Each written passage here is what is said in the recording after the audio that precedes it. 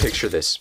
You're sleeping over at a friend's house, and in the middle of the night, you wake up to use the bathroom. But when you turn the light on, you see blood on the floor, and your friend is completely gone. You walk around the house trying to find him, but there's no sign of him, except for a trail of blood throughout the house. Because this is exactly what happened to me at a sleepover, and it's one of the many reasons why I don't do them anymore. So let me tell you exactly what happened. You know how you can sense when something's off about someone, even if you can't put your finger on exactly what it is? It started like any other Friday. My friend texted me at lunch asking if I wanted to go to his house and hang out for the rest of the night. We'd been best friends for a while, so sleepovers at his house happened pretty often. This wasn't like some new thing. And whenever there was a sleepover happening with my friend group, it would always be at his house, because it was like his house was literally set up for sleepovers. His parents were really cool. They had a whole movie and gaming room, and his kitchen was always stacked with the best snacks. So if my friends and I ever wanted to do a sleepover growing up, it was a no-brainer on whose house we were going to. So after school, I went home, packed my overnight bag, and rode my bike straight to his house. But from the moment I got there, things started to get weird. First of all, whenever we had sleepovers, there would usually be about 4 or 5 of us that were invited to go. So I just assumed that would be the case this time. But when I arrived, I was his only friend there. I asked if I just happened to be the first one to get there and if others would be coming soon, but he said, "No, I just invited you." That was a little strange to me, considering that we had never had a sleepover, just us two together, but we were pretty close friends, so I didn't really pay it much mind. But then things started to not make sense, because as I'm putting my stuff down inside his house, making myself comfortable, something was off about him. He's normally this super energetic guy that's bouncing off the walls, yapping his face off about something funny that happened at school or one of his favorite sports teams. But this day, he had really low energy. And that might not seem too abnormal, but for him, it was. Especially considering the fact that we were having a sleepover together. Because as every person knows, growing up, a sleepover is your Super Bowl. There is literally nothing you look forward to more as a child than going to your friend's house, pulling an all-nighter, and doing crazy stuff that you'll regret in the morning, like drinking a full bottle of soy sauce. Don't try that, by the way. My stomach has never been the same since I attempted it. I'm not kidding. So this made me confused, because if my friend wasn't feeling good or if there was something actually wrong, why would he even invite me over in the first place? So I start to question it a little bit, but hey, I'm at a sleepover with my homie, so I just tried to enjoy it. So we went up to his gaming room and started playing a racing game that we all loved. But every few minutes, in the middle of the game, Jake would pause it, lean back in his chair, and take a super deep breath. I asked him if he was okay, but he just shrugged it off and said that he was fine. The weird thing was how he kept touching his left side. He'd be holding his controller with one hand and then putting pressure on his ribs with the other. And every time he would take a deep breath, his face would scrunch a little bit, like it almost hurt to breathe. When I told him that I could clearly see something was up, I asked him what was going on, and he told me that he just got hurt at soccer practice and it was no big deal. Made sense to me. Jake was always getting injured playing soccer. Like, have you seen how crazy some of those slide tackles can be in that sport? So I wasn't surprised. But around 8, we ordered pizza. And this is when I really started to notice that something was off. Because Jake, similar to me, is a big back. So normally, he can scarf down a whole pizza just by himself. But this time, he pretty much left the whole pizza just for me to eat. And listen, I ain't gonna complain about getting more food, so I just shut up and started eating. As we were eating the pizza, we had a movie turned on.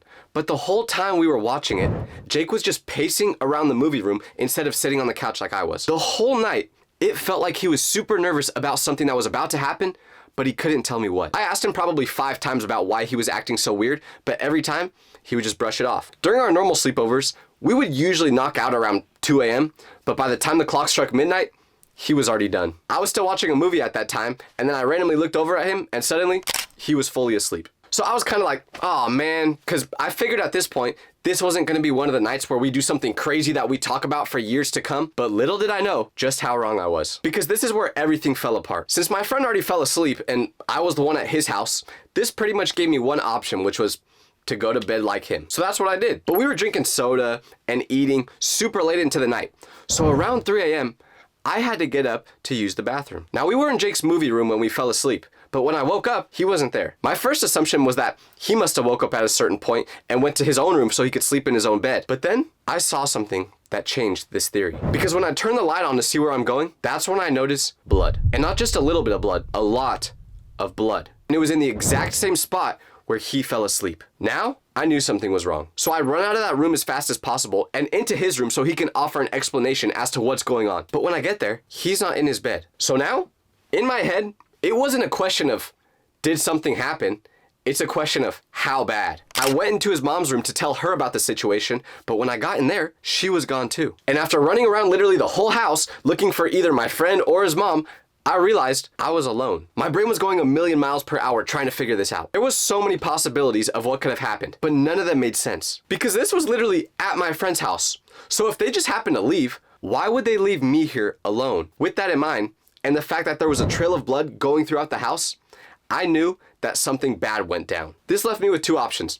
I could either stay in the house where something clearly went wrong and just hope that Jake and his mom would get back soon from wherever they were at, if they were ever coming back, or I could grab my stuff and bike home in the middle of the night. Staying at the scene of a possible crime didn't seem like the right decision to me, so I went home. As I'm riding back, my mind kept jumping to the worst possible scenarios to explain the situation. What if someone broke into the house and hurt them? What if Jake was bleeding somewhere right now and needed my help? What if they got kidnapped? I kept feeling guilty for leaving, but I already checked every single room in there and there was no sign of either of them, so I didn't know what else to do. And biking home alone on empty streets at 3 in the morning did not make it any easier. Every car that drove by made me jump, thinking that possibly they were in there. The headlights would sweep across the sidewalk, and for a second, I would think that someone was following me. And there wasn't many streetlights in our neighborhood, so there would be long stretches where I was just completely riding in the dark. I kept looking over my shoulder as I was going, convinced that someone was behind me. My brain just wouldn't stop playing tricks on me. Because in my mind, there was no plausible explanation for what just happened.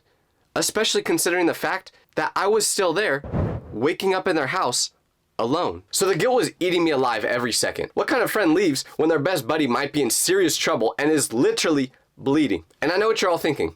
Well, Tyler, why didn't you just try calling or texting him? That was my first thought. But I fell asleep while doom scrolling, so my phone was dead. I couldn't call or text anyone. When I finally turned onto the street my house was on, I almost started crying from relief. But getting home wouldn't make all the problems go away. I snuck in through the back door and went straight to my room, but there was no way I was falling asleep. I just laid in bed, staring at the ceiling, replaying every moment that just happened. Did I make the right choice?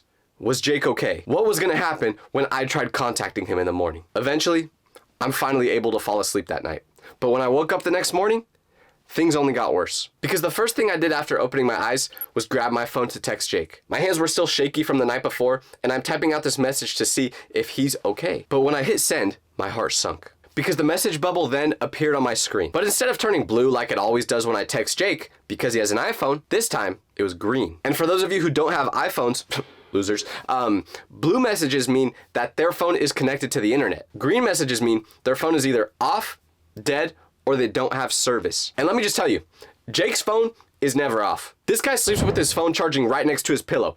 He is chronically online. That's probably why we were such good friends. So I've never texted him before and got a response with a green text, which meant when I saw it pop up in that color, I started to think the worst. I tried sending another text, thinking that maybe it was just a glitch or something, but nope, green again. So I tried calling him, but what happened? It went straight to voicemail. The green messages felt like another piece of evidence that something terrible had to have happened last night. By this point, my hands couldn't stop shaking. The worst part was not knowing anything.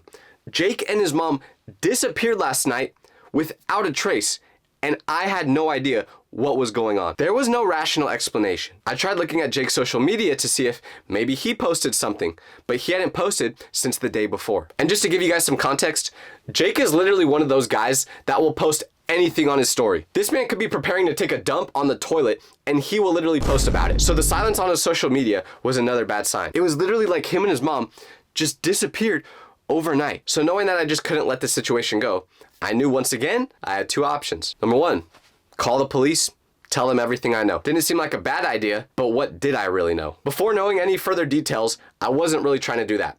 So that left me with option two, go back to his house and see if I can find anything out. But I was terrified of doing this because I had no idea what I would find. What if the blood was still on the floor? What if the house was still empty and no one was there?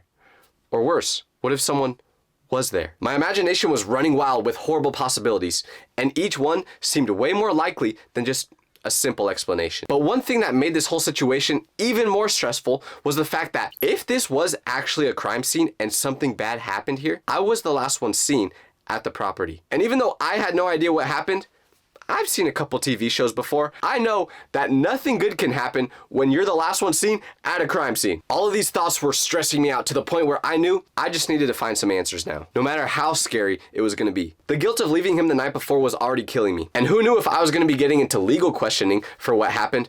So I needed answers, even if it meant I had to face whatever was waiting for me inside that house. Once again, I grabbed my bike and I took off for his place. The ride there felt like I was learning how to ride a bike for the first time again. I was shaking so bad that I was literally swerving and zigzagging back and forth, even though I was trying to ride in a straight line. Because I knew that the more I pedaled, the closer I was getting to answers that I may not have wanted to know. Or even worse, I would get to the house and not have anything answered. When I turned the corner onto Jake's street, I saw something that frightened me.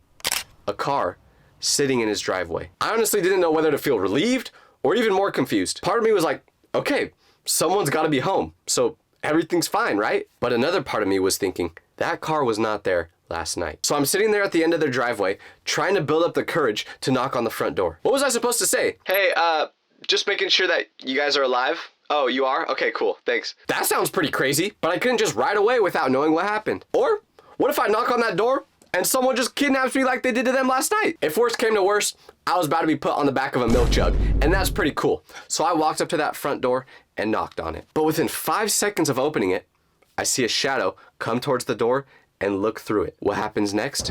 Jake's mom opens it. I was shocked to see her, but she looked even more shocked to see me. The look on her face was a mix of relief and confusion that I'll never forget. Because when we first make eye contact, she goes, "Oh, thank goodness. We were so worried about you." So I'm standing there thinking, you were worried about me? I'm the one who's been panicking for the last 12 hours wondering if you guys were alive or if you got kidnapped or something worse. So she invites me in, and I'm looking around the house trying to make sure that everything is in order. The living room looks exactly like it did the day before. No signs of a crime scene. No police tape, nothing that would explain the horror movie that I just lived through the night before. But then I'm thinking about that blood in the hallway. And now, this is starting to feel like a scene from the movie Get Out. Everyone's acting normal, as if nothing crazy was going on behind the scenes. I knew something was up. So I ask her where Jake is, and she says that he's upstairs. So I say, "Oh, can I go see him?" She responds by saying, "No, not right now." Then, she asks me the question that makes my brain short circuit. She says, "Where did you go last night? We looked for you for a while, but you were completely gone." So now I'm just thinking this is one big inside joke that I must not be in on, because I was the one looking for you. But because we both seemed confused, I explained to her what happened that night from my perspective. The blood on the floor, waking up to find everyone gone, searching the whole house, walking home in the dark. I told her about the green text messages and how scared I was that something horrible must have happened. And she's listening to all this with her eyes getting wider and wider. And now I can tell she's realizing how bad she just messed up last night. Because this is when she explained what actually happened. Remember how I said Jake was touching his side all night and wincing? Turns out he got stitches a couple days before that. But Tyler, why would he hide this from you instead of just saying it when you got there? Good question, person in my imagination. Well, the real reason is he had a tumor removed and he didn't want to scare anyone thinking that it could have been cancer. Well, okay, that explains why he was acting weird the whole night, but why was there blood on the floor? She explained that too. Jake moves a lot in his sleep. And around 2 a.m., he got up and noticed that his stitches broke open. He must have been doing too harsh of movements while in bed, and it tore them undone. So when he woke up, he was bleeding pretty badly. His initial reaction was obviously run to his mom's room and tell him what happened. And when he woke his mom up, she decided that they needed to get to the emergency room as fast as possible. Okay, that seems rational. But why would they leave me at the house alone? Well, Jake's mom said they figured it would be a quick trip to get him restitched. And when they saw me sleeping, they figured it would just be better to leave me alone and not wake me up. I was still sleeping on Jake's couch, and they thought they would get back before I even noticed anything. They weren't planning for me to wake up at 3 a.m. Jake literally left a trail of blood throughout the hallway and throughout the house that made it look like someone died if you didn't have any context. Now for the next explanation. Why was Jake's text messages turning green? Well, obviously, when his stitches broke, his phone wasn't the first thing on his mind, which, honestly, if that happened to me, I probably would have got a couple scrolls in before I tried fixing it. But for a normal person, he wasn't thinking about this. And his phone died the night before, so he never charged it. That's why all the messages were going green. That's why my calls went straight to voicemail. He had no way to contact me even if he wanted to. His mom didn't have my number, and Jake didn't know mine by heart, so there was no way for them to get to me. And why wouldn't Jake's mom let me see him in the morning? Well, obviously, he had a long night. So he was up there sleeping and she didn't want to wake him up. Jake's mom kept apologizing to me, saying how traumatized I must have been from the experience, and yeah, I was, but it's not her fault. And it's times like this where I remember just exactly why I never leave the house.